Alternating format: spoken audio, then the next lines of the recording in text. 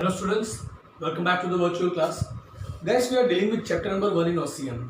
And to now we have understood everything about the management, the basic meaning of the management, what are the functions of the management, as of the different authors, what should be the functions of the management, what are the universal functions of the management, the characteristics, the nature, the importances, everything. From the last certain sessions, we are continuing with the different functional areas of the management, in which we understood at first about the marketing, then we understood about the HRM, and in the last session yesterday we understood about the financial management. In today's session, guys, we are going to understand the last part of this chapter, the last topic of this chapter. This is going to be the last session of this chapter, right? And that is the production management. અત્યાર સુધી આપણે મિત્રો સમજી ચૂક્યા છીએ કે management શું છે, કઈ જગ્યાએ કામ કરે છે, કઈ જગ્યાએ આપણે મેનેજમેન્ટને કેવી રીતે યુઝ કરવાનું છે, બરાબર. અને એમાં ખાસ જે ફંક્શનલ એરિયાઝ છે કે મેઇન એરિયાઝ કે જ્યાં મેનેજમેન્ટની મેક્સિમમ જરૂર હોય છે, જ્યાં મેનેજમેન્ટ ઉપર પૂરેપૂરું ધ્યાન આપવાનું છે, બરાબર, એ આપણે શીખી ગયા. સૌથી પહેલાં આપણે શીખ્યા માર્કેટિંગ, કે આપણી પ્રોડક્શન માર્કેટિંગ કઈ રીતના કરવું, બરાબર છે, આપણી પ્રોડક્ટને કઈ રીતના આપણે લોકો સુધી પહોંચતી કરવી, કઈ રીતના આપણે લોકો વધુમાં વધુ આપણી પ્રોડક્ટ્સ પરચેઝ કરે એની માટે મોટિવેટ કરવા, એ માર્કેટિંગમાં આપણે શીખી ગયા. બીજું આવે છે હ્યુમન રિસોર્સ મેનેજમેન્ટ, કે જેની અંદર હ્યુમન રિસોર્સ એટલે કે આપણી પાસે જે હ્યુમન અસેટ છે એને કઈ રીતના મેનેજ કરવા, how to deal with them, કઈ રીતે એ લોકો પાસેથી આપણે આપણું વર્ક કરાવવું. અને થર્ડ આપણે ગઈકાલે શીખ્યા હતા કે ફાઇનાન્શિયલ મેનેજમેન્ટ, કે બિઝનેસમાં ફાઇનાન્સની જરૂર પડે છે તો ફાઇનાન્સ આપણે કઈ રીતના મેનેજ કરશું. And today we are going to understand the production management. આપણે માર્કેટિંગ કર્યું, આપણે HRM કર્યું, બરાબર છે, આપણે ફાઇનાન્સ મેનેજ કરીએ છીએ, બટ એ બધાનો મેઇન બેઝ છે આપણી પ્રોડક્ટ ઉપર. કારણ કે આપણી પ્રોડક્ટ જેટલી સારી હશે એટલો સારો બેનિફિટ બિઝનેસને મળશે. If our product is not well, or if we are not doing the proper production, we might lose the charm of the business, we might lose everything in the business. That's why it is very much important to have proper focus on the production. And when we are dealing with the production, at that time to keep proper eye and to measure the production process very well, we need to have the production management. So before starting about the functions of the production management, that how it works and what should be done in that, let us understand the meaning of the production management at first. So before understanding the production management, we are going to understand the meaning of the production. What is production? So production is basically the process, right? It is the process to convert naturally available raw material into consumable goods. તમારી પાસે naturally જેટલા raw materials available છે એનો તમે use કરો છો as a raw material. Natural resources તો તમે as a raw material use કરો છો અને એને તમે consumable goods બનાવો છો, right? અને that requires the big human efforts, right? Human efforts જોઈએ છે, because all of the human who are working on the natural raw material, and then we can make one consumable good, and that is going to be our product. Right. So what is production? કે naturally આપણી પાસે જે વસ્તુ available છે એને raw material તરીકે use કરવો, human efforts એની અંદર એડ કરવા, અને એમાંથી આપણે એક પ્રોપર એક એવી પ્રોડક્ટ બનાવીએ કે જેને હ્યુમન ડાયરેક્ટલી કન્ઝ્યુમ કરી શકે. બીજી રીતે એવું કહી શકાય કે production of goods or service two satisfy human needs. આપણે જે વસ્તુ બનાવીએ છીએ, રાઈટ, નેચરલ રો મટીરિયલ લીધું, એમાં આપણે હ્યુમન એફર્ટ્સ એડ કર્યા, રાઈટ, અને આપણે એક કન્ઝ્યુમેબલ ગુડ બનાવી. અને શું કામ કરીએ છીએ? We are doing that for satisfying the human needs. આપણે હ્યુમન નીડને સેટિસ્ફાય કરવાની છે. હ્યુમનને જે વસ્તુની જરૂર છે એ વસ્તુ આપણે પ્રોડક્ટ કરીને આપીએ છીએ, પ્રોડ્યુસ કરીને આપીએ છીએ, અને હ્યુમન એ યુઝ કરીને સેટિસ્ફેક્શન એન્જોય કરે છે, અને એના રિવોર્ડમાં એ આપણને ફાઇનાન્શિયલ બેનિફિટ આપે છે, બરાબર. So what is production?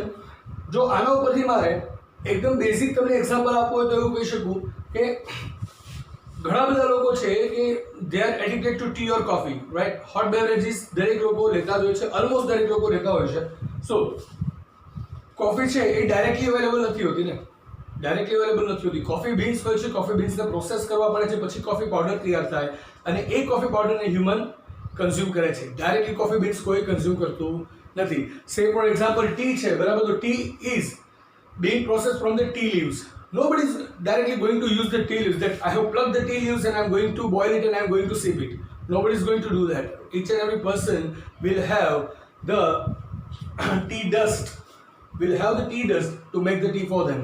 And the tea dust are made by the production houses. They are plucking the tea leaves, they are processing on it, they make it, right, they make it the tea dust, and after the tea dust is made, then the person is going to pack, and after that packaging, a consumer is going to purchase the ready-made tea dust just to boil it and sip it. right? So that is the production. tea leaves naturally available છે, human efforts થાય છે, tea leaves માંથી tea dust બને છે.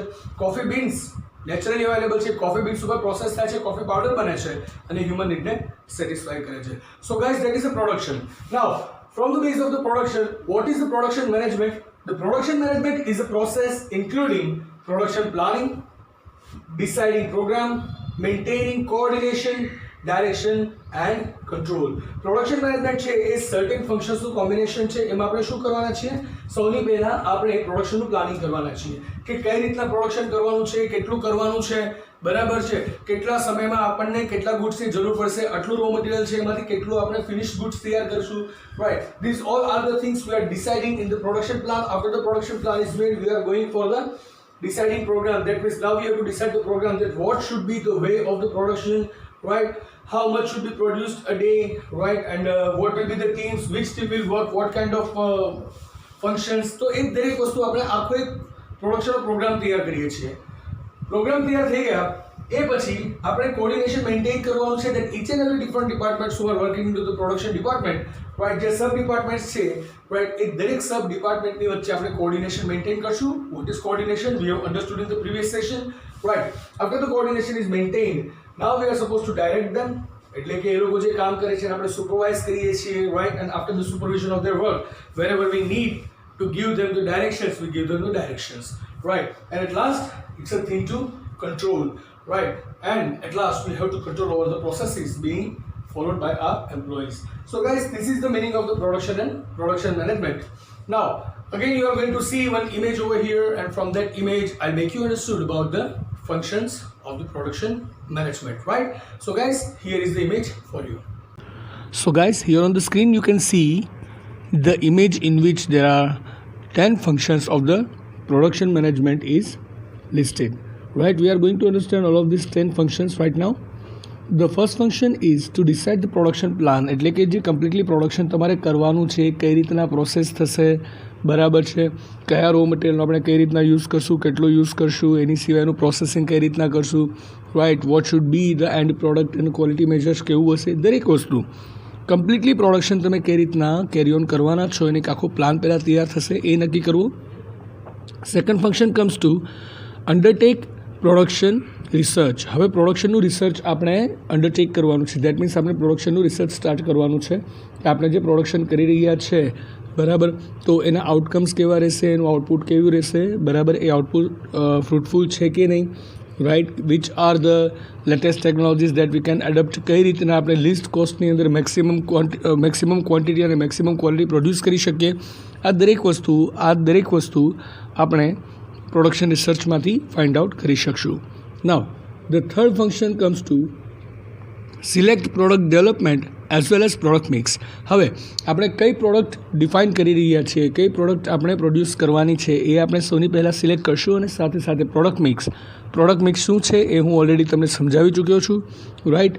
તો product mix આપણે માર્કેટિંગમાં સમજ્યા હતા કે અલગ અલગ વેરાયટીઝ ઓફ પ્રોડક્ટ છે, બરાબર, તો એમાંથી કઈ પ્રોડક્ટ આપણે અત્યારે પ્રોડ્યુસ કરવી છે.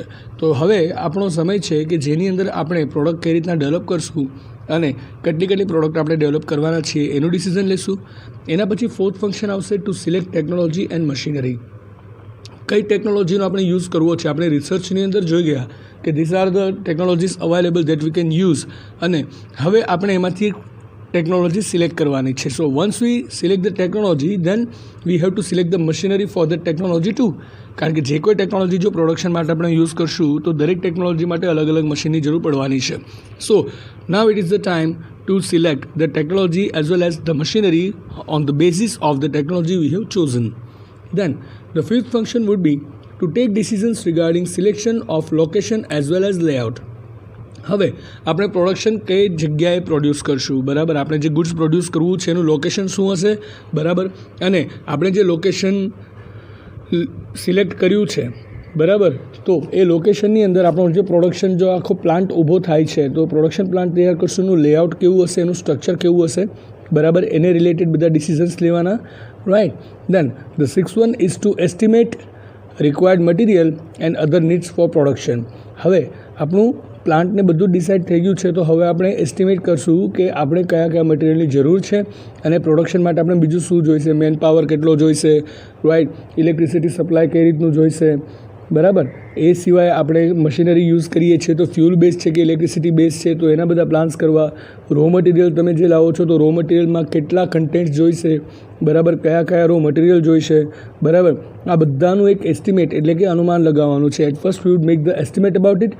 એ થઈ જાય પછી the seventh would be to have the production control. પછી પ્રોડક્શન ઉપર આપણે કમ્પ્લીટલી કંટ્રોલ કરવાનો છે, બરાબર, કે કેટલા પ્રમાણમાં પ્રોડક્શન થાય છે. પ્રોડક્શનની ક્વોન્ટિટી જે છે એ એકદમ લિસ્ટ પણ ના હોવી જોઈએ અને એક્સેસિવ પણ ના હોવી જોઈએ. It must be as of the requirement.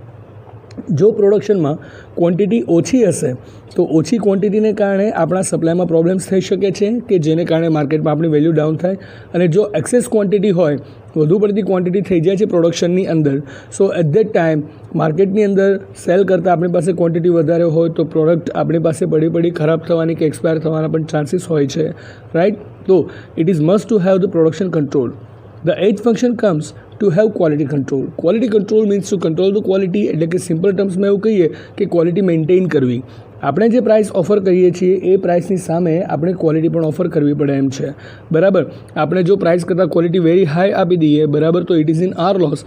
As well as જો આપણે પ્રાઇસ કરતાં ક્વોલિટી ખૂબ જ લો આપીએ તો માર્કેટમાં આપણી રેપ્યુટેશન ખરાબ થઈ શકે છે, right. So to maintain the quality as of the standard of the company and as of the price we are offering, that is called the quality control. Now the ninth one is to undertake activities to control expenditure or cost and to maintain and increase productivity. તો હવે આપણે એવી activities કરવાની છે કે જેના દ્વારા આપણે એક્સપેન્સીસ જેટલા પણ આપણે કરીએ છીએ એના ઉપર કંટ્રોલ કરી શકીએ. કારણ કે તમે જો એક્સપેન્સ ઓછો કરી શકો છો તો એ પણ તમારું એક પ્રોફિટ જ છે, right. The saving on the expenses are also known as the profit. તો એવી દરેક એક્ટિવિટી આપણે અંડરટેક કરશું જેના દ્વારા આપણે એક્સપેન્ડિચર કંટ્રોલ કરી શકીએ અથવા તો કોસ્ટ જે છે આપણે કંટ્રોલ કરી શકીએ. લિસ્ટ કોસ્ટમાં મેક્સિમમ પ્રોડક્શન કરીએ તો આપણું પ્રોફિટ માર્જિન વધી જાય, રાઈટ. અને એની સાથે આપણે પ્રોડક્ટિવિટી આપણી જે છે એટલે કે જે આપણી કેપેસિટી છે પ્રોડક્શનની એને મેન્ટેન પણ કરી રાખીએ અને પોસિબલી આપણે એમાં ઇન્ક્રીમેન્ટ પણ લાવશું એટલે કે એને ઇન્ક્રીઝ પણ કરશું. Now the last and the 10th function is to introduce variation and simplification in production. પ્રોડક્શનની અંદર આપણે વેરિએશન લાવવાના છે. જો કદાચ કોઈ વેરિએશન લાવવા હોય તો એને ઇન્ટ્રોડ્યુસ કરવા અને પ્રોડક્શન જે છે બરાબર એને સિમ્પ્લિફાય કરવું, બરાબર, એટલે કે સરળતાથી પ્રોડક્શન થઈ જાય સાદી રીતે, એ પણ જોવાનું છે, રાઈટ. તો જ્યારે પણ રિક્વાયરમેન્ટ હોય ત્યારે આપણે આપણી પ્રોડક્ટમાં વેરિએશન લાવવાનું અને જ્યારે જરૂર હોય ત્યારે આપણે પ્રોડક્શન પ્રોસેસ અને આપણી જે પ્રોડક્ટ છે એને સિમ્પ્લિફાય પણ કરવાની, right. So guys, these are the 10 basic functions of the production management. So friends, these were the functions of the production management. Now I hope you guys are quite clear with the complete concept of the production management and the functions of the production management, right? So it is all for today's session. In the next session we are going to start the chapter number 2 and there are many new interesting topics to be learnt over there. Okay, so I'm going to take your leave right now. See you in the next session with a new topic. Till then, goodbye, take care, have a nice time, stay home, stay safe, keep making notes.